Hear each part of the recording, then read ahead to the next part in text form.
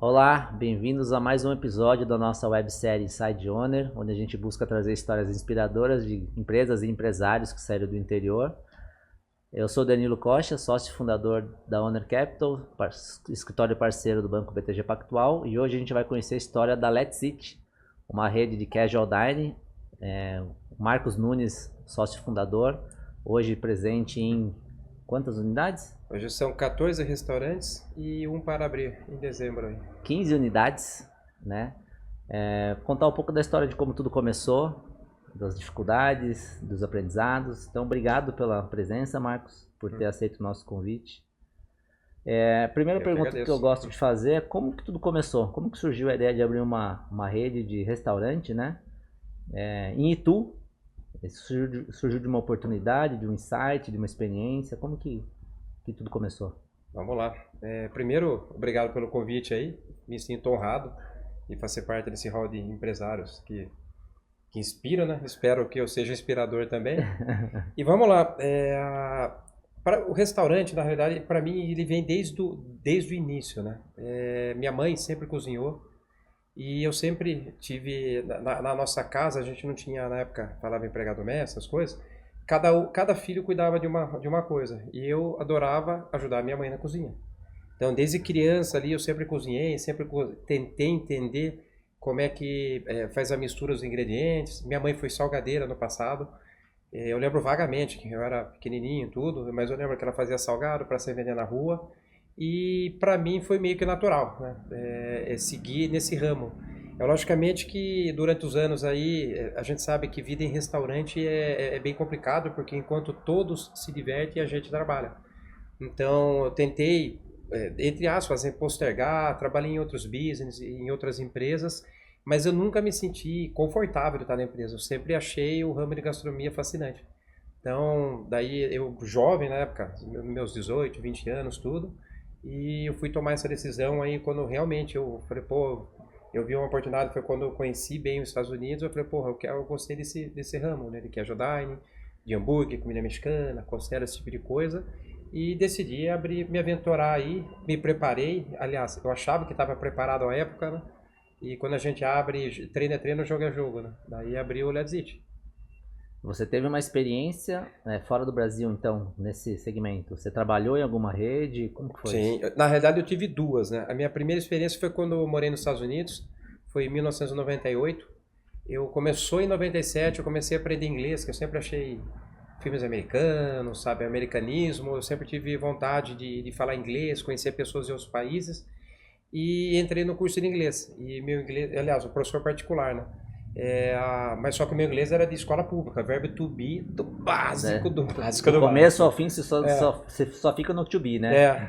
E daí, beleza, quando eu contratei esse professor, foi no meio do ano, eu lembro que foi entre julho e setembro, e ele falou, eu perguntei pra ele, cara, quanto tempo pra eu ficar fluente, né? Ele falou, cara, no mínimo 8 anos. E eu pensei, eu não vou ficar 8 anos para aprender uma língua. E aí que eu tomei uma decisão, você tem uma ideia, eu acabei tomando essa decisão em outubro, de ir para os Estados Unidos aprender a língua. Cara, e eu tomei decisão, já comecei a correr atrás de curso. Ele me ajudou. Eu lembro que até os cursos em inglês eram caros, sabe? Todo mundo que vai para os Estados Unidos porque ir para Flórida, Califórnia, todos esses estados. Só que o valor de um semestre eu poderia estudar 2 anos para onde eu fui. Eu fui para Mississippi State University, no estado de Mississippi. E ninguém queria para lá, porque é no sul, sabe? Existe aquela coisa de Ku Klux Klan, racismo, essas coisas. E o curso era barato. O valor que eu pagaria, ficaria 6 meses na Flórida, eu paguei 1 ano de curso lá. Vendi o carro que eu tinha, peguei rescisão. Quantos anos você tinha? Eu tinha 22 anos. 22. Aí peguei tudo isso aí, embalei, comprei o curso e isso foi em outubro, né, que eu comecei a ver. Entrei já na fila de visto para os Estados Unidos. Eu fui na última semana que eu fiz a entrevista para pegar o visto lá para os Estados Unidos. Em janeiro embarquei. 2 meses. 2 meses, uma doideira da decisão de ir. Você me ideia, foi tão corrido que em Mississippi é no sul. Seria mais ou menos ideal eu ter pego sei lá, um voo, descer na Flórida, da Flórida tocar para lá ou algum estado lá próximo. Eu subi até Nova York, é a única conexão que tinha disponível para janeiro. Eu subi até Nova York, de Nova York eu desci para Atlanta, de Atlanta eu desci em Starkville, Mississippi. E voltando, né, com o verbo to be na língua.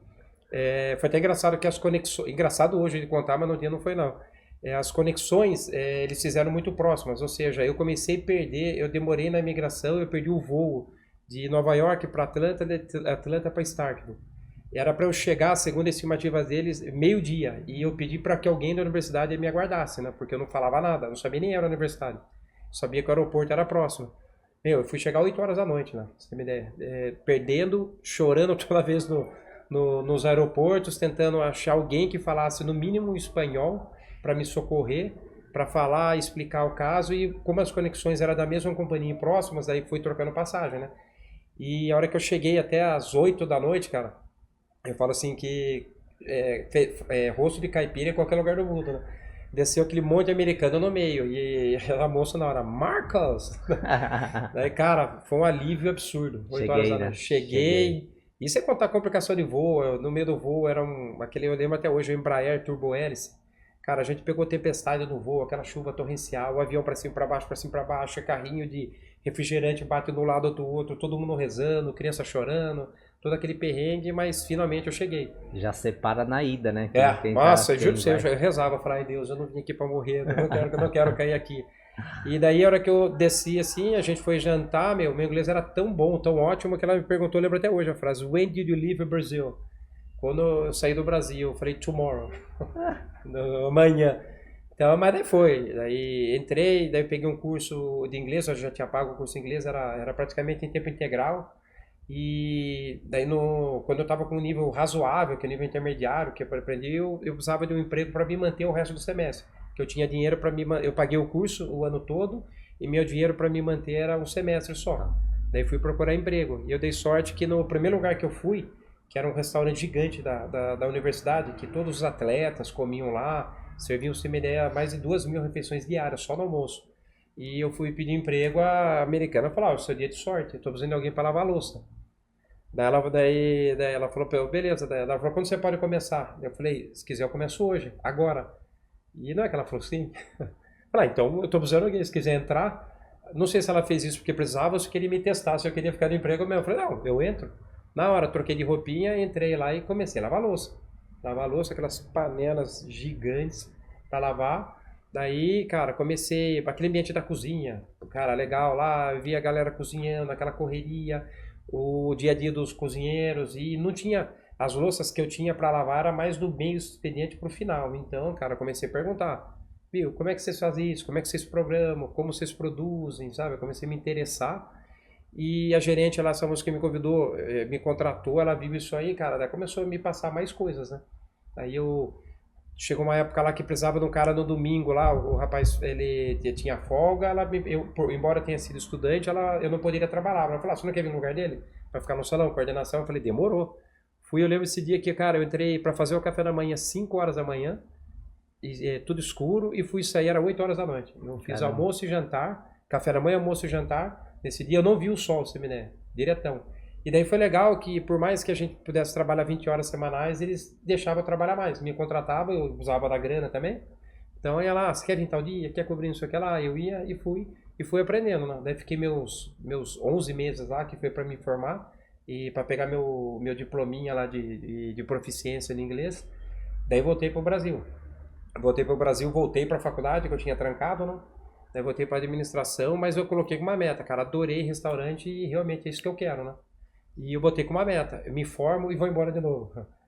Daí eu queria fazer o quê? Já que o meu inglês era bom, já era fluente, depois desses 4 anos eu dei aula, eu sempre eu trabalhava, mas eu dava aula aos sábados para empresários, sabe? Eu fazia business, essas coisas. E eu botei meta, me formo, vou embora de novo. Daí eu tava entre Cruzeiro ou Europa. Sabe, pegar Cruzeiro Europa para ficar na cozinha diretão, que eu falava que seria meu estágio, né? Ali eu vou fazer meu estágio, aprender o dia a dia de uma cozinha. Aí decidi ir para Europa, como eu não conhecia, e fui para Inglaterra. Porque em vez de, sei lá, França, que eu não falava idioma, Alemanha, fui para Inglaterra. E lá, desde o primeiro dia, comprei um curso de inglês para pegar o visto de estudante, mas com o intuito de não ficar no curso, para ter o visto de estudante e trabalhar. Então, cheguei lá. E eu falo assim, até no podcast que eu falo, no outro que eu estive lá, eu falei, cara, eu dei muita sorte. No albergue onde eu fiquei, até achar o lugar onde eu ia morar, eu conheci um francês. Todo mundo fala que francês é fresco, cara, adoro francês, porque eu sempre tive sorte com francês, quando eu fui pra lá fui muito bem tratado. O cara falou, o que que você quer fazer? Eu falei, cara, eu vim pra cá pra aprender a trabalhar em restaurante, aprender a servir, aprender cozinha, tudo. Ele falou, mas já teve experiência? Daí eu falei, trabalhei nos Estados Unidos. O cara até ironizou, né? Estados Unidos não tem alta gastronomia. Daí ele me preparou, ele falou, cara, vai fazer turismo, ele é formado lá na Cordon Bleu.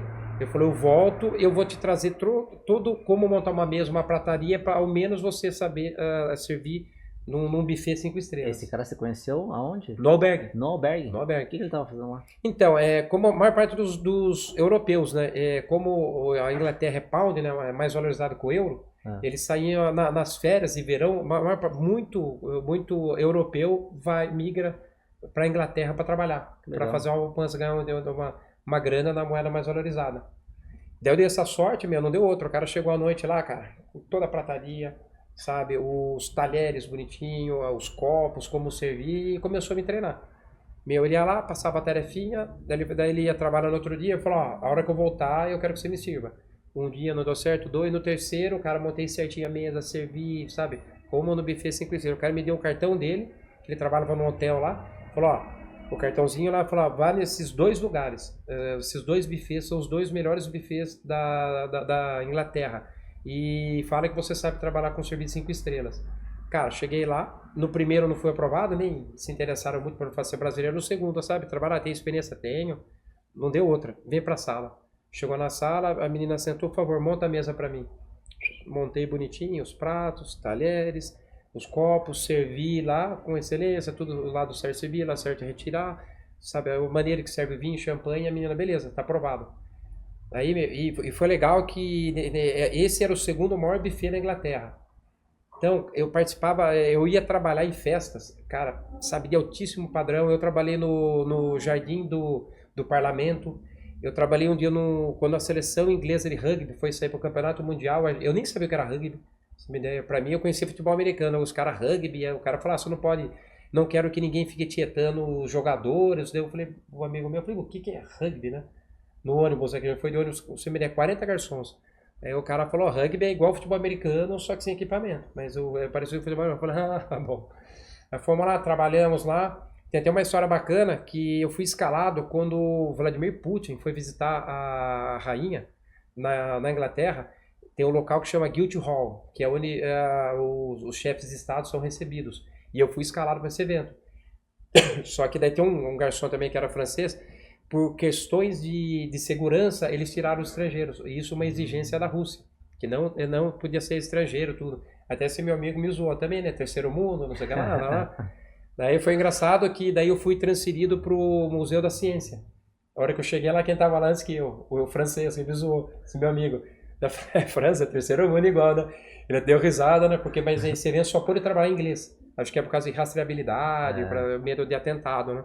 Mas foi tão bom quanto que eu tive, cara, eu posso dizer que eu fiquei uma mesa ao lado do Steve Hopkins, que ele estava nesse evento. Caramba. Ele estava nesse evento e foi também na pré-eleição. O cara falou, veio uma pessoa muito famosa, tarará, esse Hopkins, o cara falou, não, quero saber de tirar foto, não sei o que lá, tudo bonitinho.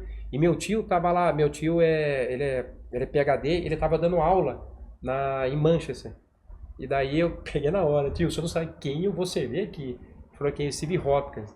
Ele falou, sério, tem que tirar foto. Eu falei, não posso tirar foto. Mas juro, eu fiquei a uma mesa de distância dele. Cara, a uma mesa de distância, muito legal. Puta experiência. E foi lá que aprendi bastante, né? Comecei lá aprendendo, e isso até hoje. Eu nos restaurantes eu sei servir, sei fazer tudo, foi que eu tirei de lá. E também trabalhei em restaurantes, né? Trabalhei em auxiliar de cozinha em pubs. Eu queria saber como é que era a pizzaria, também fui fazer um estágio em pizzaria. E no final lá, também tem um lado também que eu gosto também, que eu cheguei a ter 3 empregos. Durante o dia eu trabalhava de cleaner, limpeza. Eu entrava às 6, das 6 às 8 eu limpava um escritório que é a Mercury Records. Adorava trabalhar, que, só a gente via artista, tudo, os caras, via como é que era, eram 4 andares, né, para limpar, era legal. Depois de lá eu saía, eu ia numa loja, inclusive até hoje, eu tenho um amigo que eu conheci lá, que é um espanhol, que é o Franz, até hoje nós somos amigos. Ele teve na festa de 10 anos aqui do Let's Eat. A gente teve bastante amizade. Ele veio já 3 vezes no Brasil aqui, já veio me visitar, tudo. Eu visitei uma vez ele na Espanha. Então fiz grandes amigos lá, sem contar os brasileiros que eu conheço, que a gente mantém contato até hoje. Um visita o outro um. E foi. E daí eu fazia isso aí e à noite eu trabalhava em restaurante. Legal. Mas e a parte de cozinha? Porque você não é formado em gastronomia, pelo jeito. Ou Me você formei fez depois. Me Você fez formei depois. Me Mas formei depois de depois. ter aberto a Let's Eat. Depois do Lesite. Como é que você pegou a experiência para, de fato, na parte de cozinha e de gestão de uma empresa no ramo de alimentos? Sim. A gestão para mim foi até mais fácil, né? Porque eu sou formado em administração, fiz pós-graduação em gestão financeira. Eu até brinco com meus franqueados, com meus funcionários, que como chefe eu sou um chefe medíocre, mas um bom gestor, sabe? Eu vou administrador, eu tenho facilidade eu lembro até quando eu fui fazer gastronomia, quando a gente havia aula de cursos, quem sabia cozinhar não sabia fazer um cálculo. O fator de correção para eles era um absurdo. Eu só tirava 10 nas provas, que para mim era mais fácil. Mas eu tinha esse lado daí até para cozinha, o que eu aprendi muito foi trabalhando mesmo, né? Que nem lá, quando eu fui trabalhar nesses restaurantes, eu sempre fui muito questionador. Eu lembro que até no meu última fase do estágio na Inglaterra, eu trabalhei no McDonald's, que para mim foi, até hoje, a melhor faculdade que eu tive. Isso faz, vamos falar aí, 30 anos atrás, né? A maneira, daí eu me aproximei bastante do gerente lá, perguntando. Cara, era incrível, assim, antigamente não tem mais hoje, a gente chamava de bin, que é estufinha, né? A gente botava os lanches lá, né? E com uma sinalização de tempo. E eu perguntava pra ele, como é que você sabe que é pra colocar 5 nessa hora? Ele já abriu o sisteminha no McDonald's, já tava lá. O dado histórico de quanto que vende naquele período. Isso há 30 anos atrás. Há 30 anos atrás. O cara sabe tudo. A gente, vamos falar na gestão do restaurante, a gente era treinado para pegar a cebola, ela vem desidratada, né? Pelo menos eu não sei hoje, mas antigamente vinha desidratada, a gente hidratava aquela cebola que vai no cheeseburger deles, no Big Mac. A gente era treinado para pegar com o dedinho. E até a maneira de soltar ela, você não podia soltar a cebola próxima do hambúrguer, porque ela não espalha. Se você soltou próximo, ela cai no único ponto. Se você solta ela do alto, ela espalha no lanche. Processo em todos os detalhes. Né? E a gente era cobrado por isso. Que legal. E falava que é pinça, sabe? Que é o dedinho. Pegar, puxou a quantidade, sai no máximo 1 grama, assim, soltar para cair. A maneira que a gente pegava alface, até o alface, a maneira de colocar, 2 dedinhos, pá, colocando. Legal. Então tudo era muito monitorado, sabe? Sabia tudo. Eu lembro que o gerente lá, ele fechava o estoque, tinha o estoque inicial do período da manhã, os caras terminavam o turno, contavam, ele checava se estava tudo ok, e do período da tarde, a hora que se fazia a relação de venda, ia bater o estoque diariamente para saber se estava tudo certo. Até hoje, eu tenho até no LEDs isso aí, que era o famoso lixo vermelho, que é o lixo onde tem o desperdício. Perdeu? Joga no lixo. Porque no lixo, o gerente, o que ele tem que fazer é abrir aquele lixo e contar todo o desperdício. E indicar isso no sistema também. Então, cara, os caras têm dados e estatística para tudo. Isso aí eu trouxe com uma escola, super né? profissional, né? Hã? É super profissional. Super profissional. Até hoje, a maneira que eu faço a cozinha, o jeito que a cozinha começa a trabalhar no LEDs, que a gente sempre começa do final para o início. Começa a trabalhar e entrega o prato pronto. Foi baseado até no McDonald's. Atualmente, eu tenho até uma consultoria de um ex-operacional do McDonald's também, que está me dando consultoria, que eu quero melhorar ainda mais o processo fabril, que eu considero a cozinha como uma fábrica. A gente pega a matéria-prima e entrega em produto acabado. Então, ele está me ajudando também a melhorar ainda mais esse processo, porque quanto menos um funcionário se desloca na cozinha, menor o estresse. Então são essas coisas que a gente, é constante, né? Que legal. Constante. E você se espelhou em alguma rede de restaurante para criar o Let's Eat? No modelo, na comida, no cardápio? São vários, né? As redes norte-americanas, como eu sempre vou para lá, eu gosto bastante das redes, é o TGI Fridays, Chili's, daí eu tenho o Outback também lá, Applebee's. São essas redes que eu me inspiro também, vamos falar, até redes fast food, Taco Bell, que tem. Tudo isso aí, eu trago tudo isso aí que foi inspiração e a gente pega um pouquinho ali para montar a nossa identidade também no Let's, né? Que legal. E qual que é a maior dificuldade hoje em tocar um negócio de alimentação? Além do governo? Que tal o nosso... Eu acho que essa dificuldade está em todos os segmentos, não é exclusivo seu. Cara, acho que é meio que padrão para todos, né? Mão de obra, acho que a mão de obra, na minha opinião, sincera, eu acho que nunca foi tão ruim mão de obra. Hoje quando você fala mão de obra, você fala falta de mão de obra ou qualidade de mão de obra? Ou os dois? Ambos, os dois. Os dois estão ruins. E também até o comprometimento, né? A gente faz um trabalho bem forte a nossa obrigação como líder é essa. É mostrar para eles a importância de um trabalho bem feito. E a gente até, um tempo atrás, aí trouxe um palestrante que fala o jeito Disney de encantar. Meu, é incrível, cara. E isso que a gente coloca na equipe, meu, não é um bicho de sete cabeças. Eu já assisti a palestra dele. É legal, né? Muito legal. São pequenos detalhes, cara. Achou o papel no chão? Tira. Você passou na mesa, no restaurante, você viu o saleirinho fora de padrão, meio torto? Alinha ele. Então são esses pequenos detalhes. Você vai no banheiro você vê a pia respingada, seca. Sabe, é isso que a gente fala. Eu tive até eu tive um cozinheiro que o cara, sabe, no treinamento montou tudo meio zoado o lanche. Eu falei, cara, vou mostrar para ele até a foto, né? E até o pessoal fala, como é que eu monto o lanche? Eu falei, você tá vendo o cardápio? A foto é exatamente igual. Tem que sair igual ao cardápio. E não é bicho sete cabeças, é montar com zelo. Eu falo pros caras, perca 10 segundos a mais para montar o prato, mas monte com excelência. Mais próximo do cardápio possível. Até ele me questionou, ele montou lá, eu fui mostrar para ele, o cara, mas vai misturar no estômago mesmo? Caramba. Eu falei, não é. Eu falei, primeiro o que a gente come com o olho. É meio que praxe, né? Padrão essa frase, mas a beleza primeiro vem na aparência. Aí você vem pro sensorial, que é comer ele. Então, e até para treinar eles, né? Que muitas pessoas acham que a quantidade é a qualidade. Eu falo assim, no prato, se a gente trabalha com porcionador hoje para tudo, né? Tudo porcionador, você vai puxar o chili beans do mexicano, você tem uma concha porcionadora que é importada, daí puxou a quantidade, tira o excesso, entra no prato. Os caras falam às vezes, mas não é melhor colocar mais? Eu falei, não, nem sempre a mais é melhor, porque se você exagerar no queijo, vamos supor, tem um prato que vai queijo parmesão. Se você exagerou no parmesão, vai comprometer o sabor do prato, você compromete os outros ingredientes. Então nem por isso é melhor.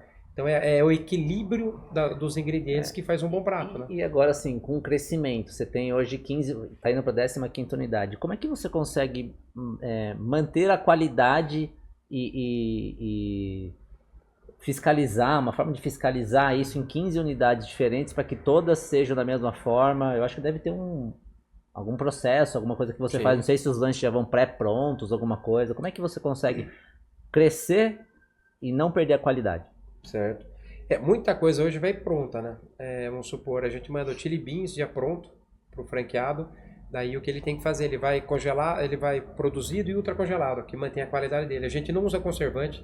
A nossa cozinha lá, ela produz semanal. Ou seja, todo produto que o cliente come no restaurante é fresco. É feito na semana. A cozinha produz tudo num lugar só. Tudo num lugar só. E a gente distribui. E a gente pulveriza, distribui para os franqueados.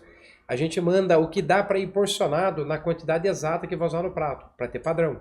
Vamos supor, vamos lá, tem prato com a costela suína. A gente tem um combo, que são 4 ripas de costela. Ela já vai fatiada, ela já vai pronta. A gente cozinha ela no forno combinado, a gente tempera, cozinha, ultracongela, embala individual a vácuo e manda numa caixa a quantidade de porções. Daí esse franqueado, a hora que sai o pedido, o trabalho dele é aquecer, cortar do saquinho e montar o prato. Isso é legal porque é controle, né? Ele comprou uma caixa com 15 unidades, a gente tem ficha técnica no sistema, vendeu 12, é para ter 3 no estoque. Isso facilita para ter padrão, sempre ter padrão, você vai comer, sempre vai estar com o mesmo padrão de qualidade. Desperdício também, né? Acho que a grande dificuldade, talvez, do seu segmento é desperdício, né? Como que você consegue minimizar o desperdício? E enquanto tem tanta gente ainda passando fome, né? Sim. Eu estava numa viagem recentemente e a gente foi para um resort. E geralmente quando é all inclusive, você vê a quantidade de comida que é desperdiçada, né, cara? Eu fico com uma pena disso, porque e acho que não pode pegar o que sobra, o desperdício e dar, né? Não pode, é proibido por lei, não pode, né? Mal, então passar mal. é uma pena, né? Só completando aí, o que é legal, vamos falar, quando a gente fala até desperdício, né? Quando o restaurante, a gente ganha em reais, né, que é o preço do cardápio, e a gente perde em centavos. Meu, é um pezinho de alface mal lavado, uma folhinha aqui, vai um custo. Você vai fatiar um tomate, a gente tem fatiador de tomate para estar sempre em padrão. É uma tampinha que se desperdiça aqui a colar, no final do mês vai jogar fora de desperdício, no CMV, a gente fala que custo mercadoria vendida, no restaurante não pode passar de 30. Se o restaurante bateu 40, esse 10% no restaurante que vendeu 200 mil, a gente está falando em 20 mil reais de desperdício em pequenas coisas. A gente fala que, por isso que o McDonald's liga tanto para controle, as grandes redes para controle, porque pouquinho que vai saindo. A gente tem dosador de maionese para o lanche. Você aperta o shot, ele sai 30 gramas. Se você colocar um shot a mais, que são 30 gramas, a gente vende em média na rede 2.500 hambúrgueres por mês. Você colocou 30 gramas multiplicado por isso, você já perdeu aí facilmente 600, 700 reais. Você vai num pouquinho de cada coisa, você jogou fora um aluguel fácil, sem ver. Sem ver, sem Cara, ver. que absurdo, né? É um desperdício invisível, sabe? Que acaba não vendo e no final do mês compromete a rentabilidade. Caramba. E, ô Marcos, assim, qual que foi a maior dificuldade? Vocês começaram no interior, né? O que você entende, assim, que foi a maior dificuldade ou a maior facilidade por estar no interior e não estar começando um negócio em uma grande cidade como São Paulo? O A interior... maioria das redes, aliás, acho que são no interior, né? Das lojas, Sim, dos todas no restaurantes. interior. Todas no interior. Todas no... Por que só no interior? Aproveitando a pergunta, né? Como é que você escolhe uma cidade e as vantagens e desvantagens de estar no interior? Cara, eu acho que hoje, eu vou falar interior, né? Eu acho que, vamos falar em São Paulo, hoje a grande força está no interior, né? Migrando, o pessoal está saindo de São Paulo e para o interior. A gente tem várias cidades que tem perfil para ter OLEDs. Não só OLEDs como outras redes, né? Então, o poder aquisitivo é grande. Vamos falar em termos até de concorrência. Como a gente tem um atendimento mais profissional, um controle profissional, a gente acaba tendo até certa vantagem sobre o rapaz que abriu o seu restaurante local. Então, hoje, vamos falar assim, até em Itu, eu abri, vai completar 15 anos agora. Para mim, a maior dificuldade quando eu inaugurei, cara, foi mostrar para o ituano que nós éramos uma hamburgueria. No início era hamburgueria mesmo, chamava Burger Bar. Então, que a gente não tinha prensadão. Cara, que me reclamava, pô, mas o hambúrguer não vem prensado, o pão não vem prensado, não tinha. Gourmet, né? Não, a gente foi pioneiro no interior, foi pioneiro aqui, cara, aquela velha história, mas o fulano e tal, ele faz prensado, a gente era comparado com um trailer, cara. E hoje você não acha mais prensadão, né? Hoje já não acha mais. É difícil achar. É difícil, o Seminé a gente tá com uma programação na virada do ano e fazer uma homenagem aos lanches de rua, sabe, fazer prensado mesmo. Então, mas no início foi complicado, cara. O pessoal, não tem como esquentar. Assim, quando eu falava, pô, a gente aquecia o pão e entregava o lanche, o pão tá frio. Eu falei, meu Deus do céu, o pão não tá frio. O pão tá levemente aquecido, mas não tá frio. Mas você tem que falar, não, explicar todo o conceito do início. Tipo, o paulistano que conheceu a rede no início, eu adorava. Até vamos falar em termos de custo, né? Porque um hambúrguer aqui no interior é bem mais barato do que na capital. Até por causa dos custos envolvidos, tudo. Então o paulistano entendia e adorava. Mas aqui, cara, no início eu explicar que... Os caipira, né? Explicar pra galera que não era prensado ou comparava a gente com o McDonald's. Mas no McDonald's é rápido. Mas não é, aqui não é fast food. Explicar aqui é um comfort food, cultural, essas né? coisas. Mas superamos. O primeiro foi bem difícil, sabe? O primeiro ano do Les aí, eu até gosto de contar bastante. Não é que eu me orgulho, mas faz parte do aprendizado. A gente chegou... Cara, a inauguração bombou e daí por erros de gestão minha, essas coisas assim também, compreendeu o mercado, a gente teve uma queda forte de venda, cheguei até no primeiro ano a quebrar mesmo, ficar devendo ao fornecedor, empréstimo bancário, que a minha história é igual de qualquer empresário brasileiro, é uma parte de uma poupancinha que eu tinha, mas outra parte veio de empréstimo bancário. Então, quebrei na época lá, mas me reergui, tive a humildade, que eu falo, o empresário tem que ter humildade para assumir seus erros. Eu vi que eu errei várias coisas no cardápio, daí me custou bastante dinheiro, consertei isso aí, entendi o perfil do público, o que eles queriam, refiz isso aí e daí voltamos forte. Não colocou prensadão. Mas não colocamos ainda. Vai ter hora que vem. E agora a rede está fazendo 15 anos, né? Qual foi o momento mais difícil que você chegou a pensar, putz, talvez eu tenha que fazer outra coisa? Foi esse ou... Deve ter tido vários, né? Mas assim, aqueles que vêm na sua cabeça que foram as maiores dificuldades. Nesse eu não minto, que eu cheguei a pensar, até procurar emprego, para completar a renda, para me manter, mas eu lembro também, eu falo assim, sobre o que aconteceu lá, né? Eu cheguei a quebrar, eu tinha um apartamento, na época que eu comprei com o dinheiro que eu trouxe da Inglaterra, comprei um apartamentinho na época próprio, e eu poderia ou ter colocado ele em garantia ou ter vendido para abrir um restaurante. Mas sabe quando vem assim, aquela velha história, a galera vem te aconselhamento, segura seu bem, é a única coisa que você tem, se der errado. Meu, é incrível, eu falo assim que acho que até Deus coloca provações pra gente. Daí foi quando aconteceu isso aí, foi quando eu tive certeza do que eu deveria fazer, fazia sentido. Até meu irmão me ajudou na época, me emprestou uma grana até eu vender o meu apartamento. Eu tive a sorte também de vender no boom imobiliário, que, eu paguei 55, vendi por 150 em 10 dias no apartamento. que uma idosa ia morar lá, o marido tinha falecido, os filhos compraram para colocar a mãe. Só que eu tive 10 dias para desocupar. Você vê, né? Eu tive que alugar uma kitnet rapidinho, sair de lá. Meu irmão me emprestou uma grana até eu pagar os fornecedores até vender, vendi rápido. E foi, cara, quando Deus colocou, se você tem certeza, então você vai entrar agora de corpo e alma. Mas o que te fez ter essa certeza? Porque assim, você estava vindo de um momento difícil. E aí você tomou uma decisão, pô, vou vender meu único bem e vou botar mais dinheiro. Porque a maioria das empresas no Brasil quebram até o 5º ano, né? Sim. Quase virou estatística. Sim. O que fez você ter essa certeza? Puta, tá dando errado, mas vai dar certo. Cara, foi a crença do negócio. A crença em mim no negócio. Eu sabia que era diferente, eu sabia o que eu ia poder melhorar no business lá, melhorar no negócio. E, cara, eu mergulhei. E foi também aquela crença, eu mergulhei no negócio. Foi daí que eu sentei, consertei o que eu achava que estava errado, sabe? Eu tinha pessoas junto comigo também lá, funcionários, alguns que remavam contra, e eu não tinha coragem de demitir por causa da incerteza, peguei, fiz a limpa no que tinha que fazer, limpei a casa, cara, e eu falo até foi a fase mais criativa da minha vida. Isso foi no primeiro ano? É isso, no primeiro ano. Foi a fase mais criativa da minha vida. Foi a fase que eu consegui já estudar mais, fazer cardápio, melhorar o cardápio, consertar o que tinha que consertar. Cara, daí começou, é incrível, o poder da energia, né? Tipo, da energia, é agora ou nunca, né?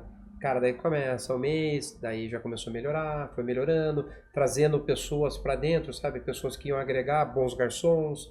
E porque até no início, em restaurante, é difícil você pegar bons garçons, porque quem está numa cidade pequena, já estabelecida há 3, 4, 5 anos no restaurante, não vai mudar para um restaurante que acabou de abrir. Aí começou também, eu sempre fui muito transparente, muito correto, eu sempre paguei os 10% integral para eles, eu pagava diário. Daí os caras conversam, pô, aqui o cara faz certinho, aqui não sei o que lá. Daí começam a aparecer essas pessoas. Aí consegui sair. E um momento que não me assustou tanto, mas assustou muita gente foi a pandemia. Que restaurante, todo mundo sempre achou que a alimentação era o último a cair, a gente foi o primeiro, né? Que foi fechado. Mas, cara, aí eu tinha... Você já estava na internet, no não, delivery ou não? Era faquíssimo, a gente sempre até então a gente priorizava salão. Então a gente não tinha embalagens legais, nada, tivemos que fazer na correria, aí o fechamento de tudo, é lógico, eu até fui pego, vou falar de calças curtas, que eu tinha acabado de abrir um restaurante, eu abri em Sociedade em Rio Claro com um amigo meu lá, acabamos de abrir, inauguramos em dezembro, na mesma data, um dia depois do aniversário do Lades de Tu, que era dia 15, abrimos dia 16, em março, abril, fechado. Em março fechou tudo. E a gente com resto de obra para pagar, resquício de obra, financiamento para começar a pagar. Mas aí eu já sabia que o produto era bom. O Lades já tinha uma marca forte, tudo. Eu sabia que era questão de tempo. É lógico, corremos atrás do negócio, desenvolver embalagem, liga para um para outro, melhora a embalagem, vai lá, vamos fazer delivery, toda aquela correria, aquela loucura lá. E o preço da embalagem lá em cima, eu lembro que nessa época tava faltando papelão, não tinha, tava faltando tudo. Né? Sim, daí disparou o preço de tudo, mas conseguimos lá, logicamente, né, que nem lá, eu tinha acabado de abrir um outro restaurante, eu não tinha poupança, zero poupança, fui me virar também, eu tinha acabado de fazer um curso de American Barbecue. Aí eu estava até contratando o Panhoca, que me deu o curso, foi dia 2 de fevereiro, dia 1º de fevereiro que foi o curso, dia 2 é aniversário do Tu, eu estava negociando com ele para ele me dar uma consultoria para eu colocar no Let's, American Barbecue. Chegou a pandemia, eu tinha fechado com ele valores, inclusive, daí chegou a pandemia, minha esposa, vai manter? Eu falei, acho que eu vou aprender alguma coisa. Daí, não, vamos lá, a gente tá tudo parado, daí liguei para ele, ele foi super bacana, ele foi bem assim, Marcos, eu te dou a consultoria, eu faço metade do preço, eu prefiro, você me paga quando puder. Eu prefiro eu conheço você, eu gosto de você, eu prefiro ter contas a receber do que não ter nada. Meus eventos cancelaram todos. Ele falou, só me dá um lugar para dormir, e a exigência, uma caixa de cerveja por dia. Daí faltou ainda, porque bebe pra caceta. Né? Daí ele veio, deu o curso de American Barbecue numa semana, cara, fui lá, aprendi, e isso aí me ajudou, inclusive, a fazer um dinheirinho. Porque nos finais de semana, eu comecei a vender American Barbecue em condomínio. A gente anunciava tudo lá, montava os kits, todos com venda prévia e entregava no final de semana. Então ajudou a pelo menos manter a grana na casa, né? Teve que ter a criatividade no momento que estava tudo fechado, enquanto você se reinventava para achar outra fonte de renda, né? E foi complicado no final da pandemia. Eu tinha terceirizado o tiribins que eu produzo hoje, barbacoa, essas coisas, eu tinha terceirizado. Um ano antes. O que aconteceu? Os fornecedores quebraram todos. Quebraram todos. Daí eu me vi obrigado nas reaberturas dos restaurantes a começar a produzir. Daí, eu tinha um escritóriozinho lá do Let's lá, que era o escritório central, e tinha a parte de cima da cozinha, eu tava montando uma cozinha de teste para gravar essas coisas, fogãozinho 2 bocas. Eu comecei a produzir chili barbacoa, queimichero, tudo num fogão de 2 bocas, para fornecer para franqueado. Embalava em bagzinhos lá, eu não tinha nem caixa, né, para embalar. A gente comprou umas caixas, aquelas de hortifruti, colocava lá. Daí para distribuir, várias vezes foi no meu carro, dentro de um isopor. Você mesmo produzia as coisas para fornecer para os franqueados. Daí e isso, assim até hoje? É você que produz? Hoje a estrutura é outra. Produzir uma cozinha, sabe, eu tenho 12 pessoas. Mas você ainda que vai lá, que faz, você gosta de fazer isso? Eu desenvolvo, a gente voltou, internalizou, porque eles quebraram esses fornecedores e a gente está com a cozinha até hoje. Hoje eu desenvolvo a receita, daí, lógico, em menor escala, a gente faz tudo em larga escala, em receitas de grande proporção e manda para a cozinha replicar. Legal. E qual foi o momento aí, o contrário, que você viu, puta, dei certo? Ou a coisa está dando certo? Que foi a virada de chave que você percebeu que a coisa andou? Cara, eu continuo essa procura até hoje. Ai, cara, eu sei lá, eu penso que a vida é uma jornada, né, cara? Eu acho que a gente tá no caminho certo. Esse ano também para restaurante, a gente vê, para economia tá difícil, para restaurante também. A gente tá num ano complicado porque vários aumentos, isso é dado estatístico, né? Os restaurantes não conseguiram repassar os aumentos que a gente teve do ano passado para esse ano. A CBDK aumentou em 30%, a gente repassou 5%. Então, ou seja, a gente acabou absorvendo bastante coisa. Mas eu acho que esse ramo aí é uma maratona, né? Eu acho que a gente continua no caminho certo, a gente tem um nome forte e tudo. Mas quando eu vi que a gente começou a andar no caminho, sabe? Foi quando a gente abriu um restaurante, uma franquia, a primeira. Daí é legal que quando o negócio você vê que é diferenciado, quando um franqueado indica para uma pessoa nova, sabe? O franqueado abre a segunda unidade. Então, que nem lá hoje, os franqueados do Let's não, continuam sendo clientes do Let's. Foram que conheceram no restaurante, legal, ou por indicação de um franqueado. E o que fez você ter ido para a franquia? Você pensou assim, poxa, eu sozinho não vou conseguir tocar 3, 4, 5, foi uma oportunidade, algum insight que você teve? O que te levou a virar uma franqueadora? Até o nome Let's Eat, ele foi feito para ser franqueável, né? Porque quando a gente pensar em franquear e replicar, se eu colocasse a hamburgueria do Marcos, por mais sucesso que fosse, não é franqueável. Então, até uma coisa que me marcou, eu gosto de ler bastante, foi até aquela frase lá eu não lembro se é do Jorge Pardo Alemão, do sócio dele, Ciclopira, que falou, você gasta o mesmo nível de energia para pensar pequeno e pensar grande. Então, quando eu procurei o Marcel, que é da G2R, amigo meu, que fez esse logo, que eu dei um puta trabalho pro cara, vinha, voltava, a gente mudava, aí não chegava nome para inaugurar o restaurante, o nome não estava pronto. O terror das agências de marketing. Eu sou exigente, cara, foi até achar, sabe a hora que chegou o Let's Eat, pá, sabe quando você lê, já tá, cara, tá implícito, vamos comer. Cara, e leva bem o americanismo, a rede e tudo, daí que achamos esse ponto. Então, mas voltando, desde o início eu sempre pensei, em pensar grande, abrir e ir para a área de franquia. Quando mesmo. Você abriu, você já tinha essa ideia ou ela aconteceu? Sempre tive. Você já abriu a primeira pensando em criar uma rede. Tá, que legal. Já pensando em criar rede. Geralmente acontece, né? Esse ideia eu já teve vários, já aconteceu de alguns clientes a falar que, nossa, esse nome eu comi lá nos Estados Unidos, na marca. E não tem na Let's Eat lá. A gente chegou a pesquisar até lá fora, sim, que nada adianta você criar a marca no Brasil e depois ser notificado numa rede estrangeira. Tira o nome que eu tô primeiro. Então a gente fez isso aí, então, pensado para isso. Foi pensado para ser franqueável, né? E daquele ar de restaurante, sabe, culinária norte-americana, de americanismo, né? E agora vai fazer 15 anos. O que mudou no perfil dos clientes, no hábito, ao longo desse tempo? Você conseguiu reparar alguma mudança no perfil do consumidor? Sim, percebemos o seguinte, hoje eu vejo que os restaurantes, antigamente a gente fechava no sábado, a cozinha fechava à meia-noite e até 1h da manhã tinha pessoas no restaurante. Hoje as pessoas tendem a sair mais cedo e voltar mais cedo para casa. Isso é o que a gente viu, a gente percebeu até no delivery, ele veio para ficar. Que nem eu falei, a gente sempre priorizou o salão, mas hoje o delivery aí, ele representa 30% na rede, então a gente tem embalagens desenvolvidas para levar essa experiência para o cliente. As pessoas estão voltando mais cedo para casa, elas estão chegando mais cedo no restaurante e saindo mais cedo. Isso. no consumo, bebida alcoólica, esse tipo de coisa, você reparou alguma coisa? Teve alguma mudança ou para vocês isso não impactou quem muito? bebe, bebe. Bebe. Só que antigamente eram poucos, né? Porque nós somos um restaurante, né? Então não é uma baladinha, não é um barzinho de bebida. Então a gente vê um ou outro saía, tomava, cedia, mas hoje a gente vê que... Dizem que essa geração nova está consumindo menos bebida alcoólica, né? Eu acho que não é tão impactante para você, porque você o foco não é tanto bebida, né? Mais comida, né? Mas...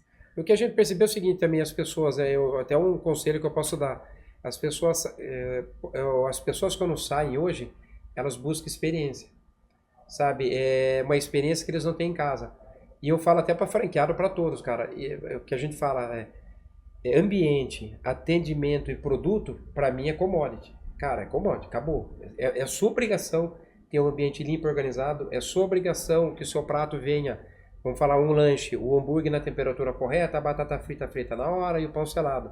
E é uma obrigação dar um bom atendimento. Para mim isso é commodity. Quem não tem isso não vai ficar no mercado. Mas o que a gente hoje, a gente voltou no Let's, é justamente a diferenciação para criar eventos, sabe? A gente fez, tem uma ideia agora no mês de outubro, o mês das crianças. Cara, fechamos uma parceria com a Riclan, daí uma parceria super legal. Na compra de um combinho, um prato kids, você ganhava as balinhas, sabe, saquinho para colorir, tudo isso aí. Cara, isso aí leva a criançada, leva famílias para dentro do restaurante. Vários restaurantes, a gente, dentro desse mês da criança, a gente trouxe atrações. A gente teve restaurante que levou mágico. Show de mágico dentro do restaurante. Legal. Isso é legal. Tem que ser criativo, né? Eu teve um dos meus restaurantes colocaram o show da Xuxa. Legal, tem uma Xuxa cover. Que ela foi lá, no restaurante, cara, meio pasme, tava lotado de adulto. A criançada hoje nem sabe quem é a Xuxa, né? Não sabe, mas tava lá o pai que leva a filha, que leva os filhos para ver isso. Então a gente acredita bastante nisso. Tem uma ideia agora em outubro, a gente teve, nesse evento das crianças, vai ter Halloween. O Halloween nosso é gigante, é uma semana em Halloween. Cara, é o restaurante inteiro decorado. Então a gente vai fazer muita coisa legal para criar evento para que as famílias, as pessoas vão até o restaurante. Na cultura americana, a oferta do Halloween, eles gostam bastante, né? Como vocês são um restaurante americano, né? Sim. Trazido para o Brasil, acho que é legal usar dessa data. A gente traz, inclusive, como é que chama? Um time de artistas, né? Que nem do Hop Hari. Esses artistas vão lá vestidos de zumbis, essas coisas, e tem um show lá dentro. Que legal. Então a gente faz todas essas coisas assim, para quê? Para que as pessoas tenham atrações e momentos especiais no restaurante. Você tem uma ideia, a gente chegou a trazer circo dentro do restaurante. Nas férias de julho, a gente fez um circo lá dentro do restaurante. Botamos lá, cara. Cara, eu lembro até hoje, cara. Eu vi aquele cara que fica se equilibrando naqueles tubinhos, cara. O cara começou 1, 2, 3, eu falei, meu Deus. O cara foi no quarto, eu falei, cara, esse cara vai cair. Tinha umas 30 crianças lá. Eu falei, nós vamos aparecer no Fantástico. Nos negócios lá que o artista assistente morreu dentro do restaurante. E eu tava até começou, eu falei, esse cara tem que parar logo, esse cara cair vai dar rolo, né? O cara foi, desceu bonitinho. Não, quando ele tava lá em cima, ele começou a rodopiar uns negócios de fogo ainda. E eu já fiquei tenso, eu falei, meu Deus me livre, eu caí aqui, né? Mas terminou tudo bem, o cara desceu, sabe? Botamos palhaço, perna de pau. Cara, foi muito legal. Isso aqui que é trazer atração, é diferenciação e marca a vida das pessoas, né? Que massa, cara, que legal. E qual foi o maior erro ou arrependimento que você tem, que você olhando pra trás, você fala, putz, teria feito diferente ou não teria feito? Cara, erro foi de monte. Mas tem uns que ficam marcados. Cara, vou falar a verdade pra você. A gente sempre tem que extrair o melhor do pior, né? Claro. Eu acho que não é erro, é aprendizado. Não, a gente aprende mais nos momentos difíceis e nos erros, né? Mas aquilo assim, se eu fosse voltar no tempo, eu teria feito diferente, ou não teria feito, algo que você meio que se arrependeu. Eu falo, o que eu me arrependi com um erro que eu teria contratado na inauguração do Lesitu, o engenheiro elétrico para fazer o projeto. Jura? Juro por Deus. Eu falo até hoje em todos os restaurantes, eu falo para os caras, não economize no projeto. Cara, contrata um bom arquiteto, um bom engenheiro elétrico, sabe? Tudo. Porque na inauguração aqui não deu algum tudo pau, que né? podia dar errado na vida aconteceu aí. Caralho. Eu lembro, até eu contei um dia lá, o cara ligava a chopeira, desligava a fritadeira. O cara ligava a fritadeira e desligava a chopeira. Vocês não testaram antes de abrir? Não, o cara colocou... Um teste antes, um aberto pros amigos? Nada, assim, não deu tempo. O desespero, aquela história de empresário. O desespero, acabou o dinheiro, você quer abrir logo, logo, quer faturar, quer acabou o dinheiro. Cara, não teve teste nenhum. Caramba, cara. Daí era engraçado, ligava um, apagava outro, ligava outro, apagava um, daí queimou o computador, daí, nossa, foi difícil. Mas eu falo, cara, eu falo assim que às vezes, olha, às vezes não, a maior parte das vezes é melhor gastar um pouquinho mais em qualquer coisa, pegar o de melhor qualidade, cara, e programar. Quem gasta mal, gasta 2 vezes, Gasta 2 vezes. Aqui eu tenho que fazer 2 vezes o projeto elétrico, 2 vezes. Complicado. E como é que vocês escolhem hoje as cidades onde vocês vão abrir? População, nível de renda, perfil. Tem esse estudo, então. Não é qualquer um que queira abrir um Let's Eat em qualquer cidade, pode vir aqui bater e... Não, e até hoje, até franqueado, cara, a gente tem um processo seletivo para franqueado. Não é qualquer um que apareceu com dinheiro hoje que a gente traz para dentro. Não é, a gente quer saber... Primeira coisa, quando eu vou participar, eu não participo das primeiras entrevistas, né? Até minha esposa fazia expansão, ela falava que eu espantava franqueado. Eu fazia a pergunta, você está disposto a perder seu final de semana? Simples. É o básico, né? É o básico. É onde você mais vai faturar, aliás. Né? Você tem que E daí os caras vão falar sobre a rentabilidade. A rentabilidade eu falo, cara, depende de você. Depende de você controlar seu estoque. Porque a maioria das pessoas querem abrir um negócio, mas às vezes nem todo mundo quer estar lá de corpo e alma, né? Meu pai falava que é o olho do dono que engorda o boi, né? E tá presente, cara. Tem que estar presente, e principalmente no interior, né? Todo mundo gosta de saber que o dono tá lá, o dono vem na mesa, a gente é mais bairrista, né? Então, e é legal, que eu falo, não que a pessoa vai ficar eternamente lá, mas eu falo assim, na operação, pelo menos um ano você tem que estar disposto a estar lá. Tem que ter uma poupança, que pode ser que o restaurante não rentabilize já no início. Embora, restaurante é legal assim, quando bem feito, você sabe que o marketing a gente começa bombando, lotado. O cara fala, quando que eu vou chegar ao pico de faturamento? Eu falo, cara, no primeiro mês. E o detalhe, no primeiro mês você bate o pico com uma equipe, por mais que treine, não está acostumada. Então por isso que acontece, muita gente fala no início, eu fui lá, nunca mais volto. Por causa disso. Tem muito restaurante que erra no começo, né? E às vezes espanta o público, a pessoa não dá a segunda chance. E demora a voltar, e quando volta demora a voltar. Você deve ter um treinamento, o cara vai abrir um restaurante, ele ficar uma semana em outro, já em operação, vocês têm esse tipo de coisa para preparar, porque nem todo mundo que vai abrir um negócio já tem experiência como empreendedor, ou já tem experiência na cozinha, acredito que a maioria seja até de primeira viagem. Sim. Vocês devem dar toda essa capacitação, qualificação e suporte para as pessoas, certo? Sim, não, tem que ter. A equipe fica ao menos 15 dias treinando. Nos 2 primeiros dias a gente fala que é sombra, né? Fica vendo como é que faz, a pessoa trabalhando, eles vão produzindo e vão explicando. Depois ele começa a produzir mesmo, ajudar na mão de obra. Até nos 2 primeiros dias eu peço para vir Itu, que é no escritório do Let's Eat, onde eu faço a apresentação do que é o Let's. Daí eu cozinho para eles, para entender, fazer análise sensorial, ver o que é o lanche, ver como é que ele é bem montado, sabe? A rapidez, como é que faz o processo, e depois eles vão para campo. Então, e ali são 15 dias, pelo menos 15 dias. Mas entra na mesma que eu falo lá, treino é treino, joga jogo. Agora que vai pro próprio restaurante, cara, é diferente, mas a gente acompanha também, a gente acompanha por ao menos 15 dias. E eu acho que o garçom que você contrata para uma unidade, você não consegue levar ela a treinar em outra, ou consegue? Consegue, gasta um dinheirinho, que daí ou eles ficam hospedados em hotel em outras cidades, ou se é próximo, vai e volta. Tá. Eles vão e voltam todos os dias. Mas tem que ter essa vivência, tem que ver, entender cardápio. Até no início é até meio chato, é decorar cardápio, explicar prato a prato. Sim. A gente tem uma apostilinha com todos os pratos, onde eles vão fazendo as notas. Legal. Com a explicação de cada prato, sabe? Como ele foi criado, por que ele foi criado, por que é servido. Quanto custa hoje para abrir um Let's Eat? Caso uma pessoa queira e seja aprovada aí pelo... Sim. Hoje a gente tem 2 versões, né? A gente tem a loja Flag, que é a loja grande, que é a maior parte delas. Hoje, por causa dos custos de implantação, a gente fala a partir de R$1 milhão. Tá. Para montar essa loja. E a gente agora está até remodelando. Eu tô com que eu falei, esse cara que é ex-McDonald's, eu tô com um arquiteto, tudo. Eu tô fazendo uma loja menor que ela vai caber no investimento de R$450, a partir de 450. Quase metade. Quase metade. Mas é uma loja bem enxuta, pouco funcionário, vai ser bem fast food mesmo. Legal. Com a qualidade do LED, os mesmos pratos, menos porções. Os mexicanos vão ser meio combos, todos montadinhos. Você já pensou em fazer um modelo? A gente teve aqui recentemente o sócio fundador da Pizza Prime. Eles têm um modelo que é apenas para delivery. Então você tem um modelo que o investimento é muito menor. Você monta ali a cozinha, praticamente que onde você vai montar o lanche e mandar via delivery. Vocês já pensaram nesse Não pensei. O que eu pensei nessa menor é ela ter uma saída, tipo, aqui salão, aqui sai delivery, entendeu?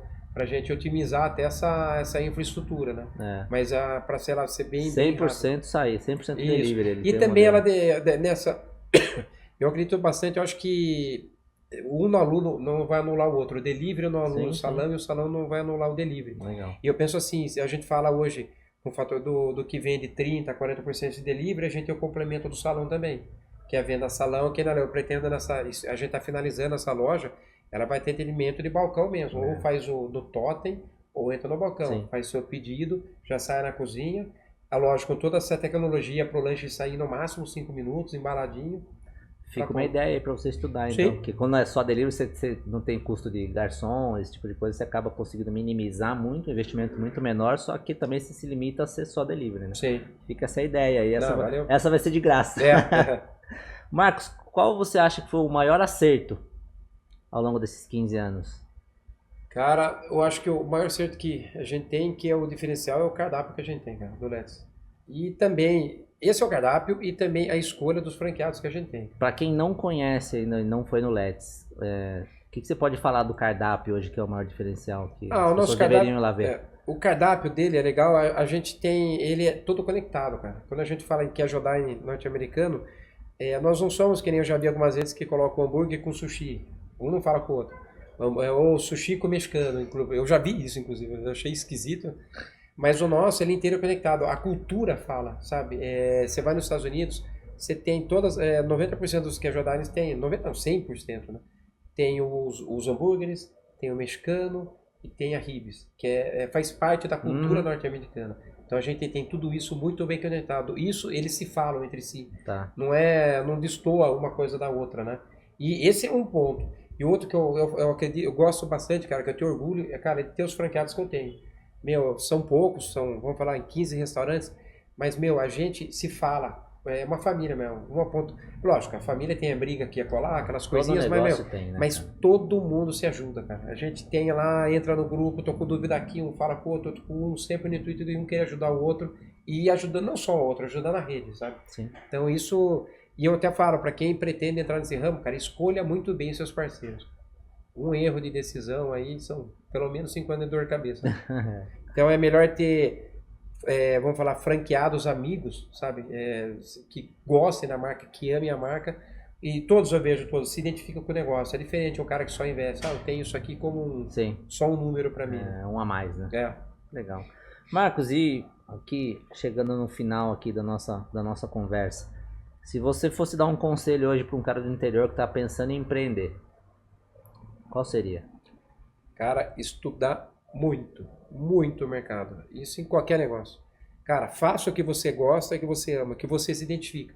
Que nem, pra mim, eu sou um cara que nem lá, eu gosto do que eu sirvo, do que eu faço. Eu nunca abriria um restaurante de comida natural. Eu até hoje, esse é o segredo aqui, a gente tem pratos vegetarianos no restaurante, mas, cara, dá boa, não é porque é de mim, não. Eu pra mim lá, eu vejo o Let's como o templo da carne, cara. Eu até falo brincando assim, eu não vou no restaurante vegetariano pedir picanha. Então, eu acho, mas a gente colocou tudo, até uma demanda de franqueado, sabe, deles lá, vamos incluir. Mas, cara, então eu nunca abriria esse tipo de business porque Você não acredita. Eu não acredito, não me identifico. Então, cara, parece meio clichê, mas, cara, trabalha no que você ama, cara, no que você gosta. O dinheiro vem consequentemente, sabe por quê? Que você faz bem feito. Fazendo bem feito, com excelência. Eu falo, quando eu vou num restaurante lá, cara, eu consigo ver coisas, sabe aquela teoria do quadrinho torto que ninguém vê? Eu consigo ver toda vez. Eu vejo um quadrinho, eu vejo uma teia de aranha, viu? Dá uma limpadinha aqui. Eu ligo desde o alinhamento do sal com o porta-sachê. Você me ideia, a gente quando vai montar o sachê, a gente coloca palito, açúcar e o sachê de adoçante. Para ele ficar o quê? Ele ficar visualmente bonito, ele fica uma escadinha. Se eu colocar o palito no meio, ele vai ficar feio. Então, são todos esses detalhezinhos que aqui a gente repara, que eu reparo e peço para que eles reparem para ter uma boa experiência. Mas voltando aí, cara, é gostar do que faz, cara. É consequência, é clichê que fala, isso aqui lá, mas o dinheiro é consequência, cara. Você faz com amor e faz bem. E contrate um engenheiro elétrico. E o engenheiro elétrico, nunca esqueça que, gente, eu passei dor de cabeça aquele dia, cara. Cara, obrigado aí por ter vindo, por ter compartilhado com a gente um pouco da sua experiência, da sua história, da sua caminhada. Desejo que vocês consigam continuar essa jornada, esse crescimento e ter muito sucesso aí na Beleza. caminhada. Parabéns pelo Valeu. trabalho. Eu que agradeço a oportunidade. Espero ter contribuído com a experiência, o pouco de experiência que a gente tem, que eu acho que 15 anos é até pouco. A gente tem... No Brasil, 15 anos vale por 60, cara. E é isso aí. Eu espero ter ajudado bastante aí nesse podcast. Obrigado muito pelo convite. Foi muito legal, obrigado. Valeu, que agradeço. Esse foi mais um episódio da nossa websérie Inside Owner, onde a gente contou a história da Let's Eat. Espero que vocês tenham gostado e possam ter tirado aí alguns ensinamentos e lições para a vida. Obrigado.